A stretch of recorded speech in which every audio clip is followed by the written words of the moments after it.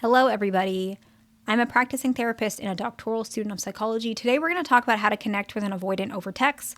I made videos like this before, but a lot of you guys are still asking, and I know some of you guys are new, some of you guys want a refresher, and so we're going to touch on this topic again today. As we had talked about in my previous videos, avoidants have what I notice two types of texting predominantly. Not always the case, but typically it's one of these two. It's more prompt, but it's very businesslike. These avoidants tend to be more slower to commit or slower to say, I love you. They're more careful with their commitment, but they're also, noticed they're a little bit more loyal or more commitment forward once they actually get there. In the sense, these ones are a little bit less likely to step out of the relationship. To be honest, we can't really fully say that because attachment style is separate from cheating, but that was just a trend I noticed. Usually these ones tend to be more likely to commit once things are safer, and they tend to stay in more longer term relationships that are not off and on. The second one tends to be more sporadic texting, longer wait times, sometimes businesslike, sometimes romantic, sometimes no answer at all. They tend to be a bit more challenging to treat, and they often require of a combination of approach, which is like self-awareness, safety in the relationship, self-reflection of past hurts and mistakes, etc. This doesn't mean that this type of avoidant can't change or won't change. It just is something that I've noticed, and they do eventually commit. This one's a little bit more common with fearful avoidance, the second one, but these are just two types that I've noticed. And remember that every avoidant is different and every person is different. This is not a one size fits all. This is not necessarily gender specific. And if it is, I will mention. But the first one is we can say any sort of opening up about school, work, business-like stuff, anything like that. You can mention, how are you? I was wondering if you're open to sharing more details about your work or whatever it is, right? I feel connected when we share these details. And then anything like that, leaving it like that, or if your avoidant is like sensitive to triggers or force, you might say, you don't have to, I won't be upset. And so anything like that, anything along those details, right? It's not a specific template. Anything where you're saying, how are you, starting that way. I was wondering if you're more open to X, Y, Z. I understand that you don't have to. I'm just, sharing. This is something I appreciate and I feel closer to you. Any of those elements, with whichever way, can really help. You don't always have to say, I won't be upset. It depends on the avoidant. You know them better. The next one is something that I would recommend not doing too often. And the reason why is because it can be triggering. So we might stop on this one and evaluate and explore a little bit more detail just so we can really understand when this is beneficial, what to do, what stages of the relationship is better. So checking progress of the relationship. So if you're with an avoidant for like 5 years, this one is probably really uncommon. Now, if you're with an avoidant for like a year or two, this is probably not as common either. More common than in the first, like if you guys have been together for 5 years. But I notice the most common where this conversation is starting to come up is like year 2 and 3. And so you're trying to figure out if you guys are making progress, if this is going somewhere, not necessarily for commitment, but more commonly I'm talking about like change, where you guys feel like you are making progress and some of the things that you want and they want is showing up. So a really common issue that comes up with avoidance is in the beginning, I guess first year or two, they actually cancel a lot or they feel uncomfortable with meeting all the time. The reason is because they're really rigid to their schedule, not all the time. And I made a video on it and I might make a video again about it. And often they're just not used to someone interrupting their schedule. And so anything like that, you might say, I think both of us have made progress recently. And I appreciate that. I'm really proud of us. Are you happy with how things are going? Is there anything you want me to work on? Right? So that's you inviting for yourself. Or if you're asking something specific for them, you might say, I think we've made a lot of progress and I appreciate that.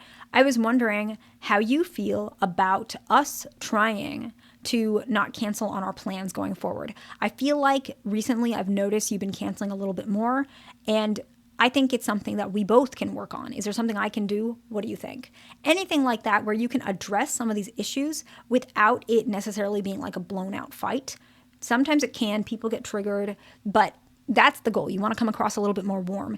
And the reason why in the stages of a relationship different issues show up is because of the stages of relationships in general, but avoidants are a little bit less detailed about, no, not less detailed. they have less awareness of some of these things because a lot of avoidants, they have just avoided relationships in general. And so you might be more aware of how relationships progress, but they don't. And so they might be a little bit slower, which is why the canceling issue is a little bit more common year 1 and 2. Then what I notice is the intimacy issue shows up like 2, 3, 4-ish. And then other issues, those ones are the most common issues that show up with attachment, like with avoidance. And then another issue that sometimes comes up is anger, or like bring their frustration out on their partner. This is more common if the person has anger. I specialize in anger, which is why I was hesitant to talk about it, because that's much more biased, because that's like very specific to my caseload. But something I notice is if your partner struggles with anger, what you say when you say it to their stress levels can kind of depend on their reaction. This is not healthy, by the way. This needs to be adjusted, because if it's too much, it can result in a lot more unhealthy power struggle type of issues.